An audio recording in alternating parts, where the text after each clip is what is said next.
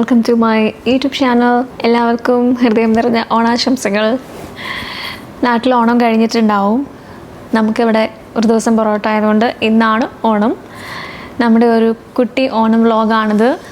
നമ്മുടെ സദ്യ, നമ്മുടെ ഫോട്ടോഷൂട്ട് ഒക്കെ കൂടെ ഇൻക്ലൂഡ് ചെയ്തിട്ടുള്ള. അപ്പോൾ ഇന്നലെ നമ്മൾ ഗ്രോസറി ഷോപ്പിങ്ങിന് പോയിട്ടുണ്ടായിരുന്നു. കുറച്ച് ഫ്രോസൺ സാധനങ്ങളൊക്കെ വാങ്ങിച്ചു. അങ്ങനെ ഒരു കൊച്ചു സദ്യ ഉണ്ടാക്കാമെന്ന് വിചാരിച്ചു. പെട്ടെന്ന് പ്ലാൻ ചെയ്ത് റെഡിയാക്കിയതാണ്.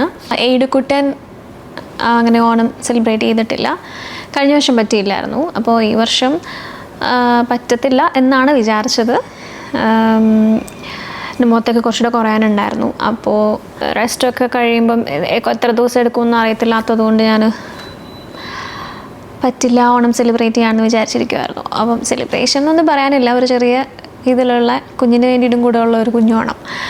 അവൻ്റെ ഫസ്റ്റ് മുണ്ടോണമായിരുന്നു, മുണ്ടെടുത്തുള്ള ഒരു ഓണം. അവൻ്റെ കുറച്ച് ഫോട്ടോസ് വീഡിയോസൊക്കെ ഈ ബ്ലോഗിലുണ്ട്.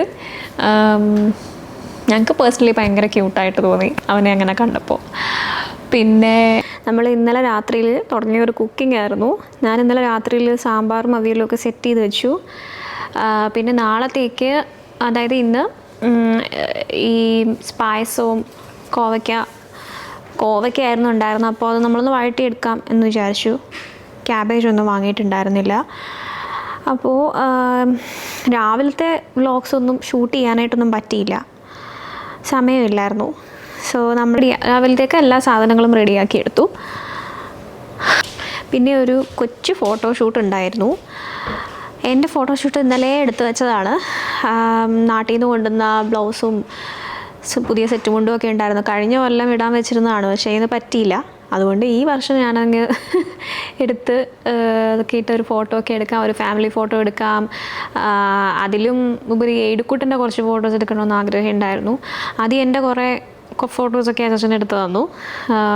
പിന്നെ ഞങ്ങളുടെ ഫാമിലി ഫോട്ടോ ട്രൈപ്പോഡൊക്കെ വെച്ച് ഞങ്ങൾ സെറ്റ് ചെയ്ത് എടുത്തു. പിന്നെയാണെങ്കിൽ ഏടുക്കുട്ടനെ കൊണ്ടുവന്നിട്ട് അവൻ്റെ കുറേ ഫോട്ടോസ് ഒക്കെ എടുത്തിട്ടുണ്ടായിരുന്നു. നല്ല ഞങ്ങൾക്ക് പേഴ്സണലി ഭയങ്കര ക്യൂട്ടായിട്ട് തോന്നി.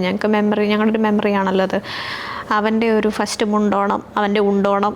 കഴിഞ്ഞ വർഷം അവന് ചോറുണ്ണാറൊക്കെ ആയെങ്കിലും കഴിഞ്ഞ കൊല്ലം അവന് ഓണം അങ്ങനെ സെലിബ്രേറ്റ് ചെയ്യാനൊന്നും പറ്റിയില്ല. അതുകൊണ്ട് അവനിപ്പം ഈ വർഷമാണ് നമ്മൾ സദ്യയൊക്കെ കൊടുത്തത്. നമ്മൾ സദ്യയിൽ എന്താ പറയുന്നത്, ഉപ്പേരിയും ചക്കവരട്ടിയൊക്കെ ഉണ്ടായിരുന്നു.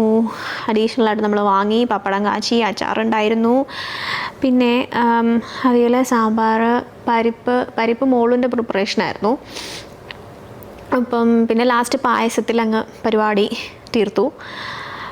ഇതിലെല്ലാത്തിലും ഏറ്റുക്കുട്ടനെ ഇഷ്ടമായത് ഞങ്ങളുടെ കുഞ്ഞ് ഇലയുടെ ഒരു കുഞ്ഞു പോർഷൻ കട്ട് ചെയ്ത് അവന് വെച്ച് കൊടുത്ത, കാരണം അത്രയും വലിയ ഇല അവന് പറ്റില്ലല്ലോ.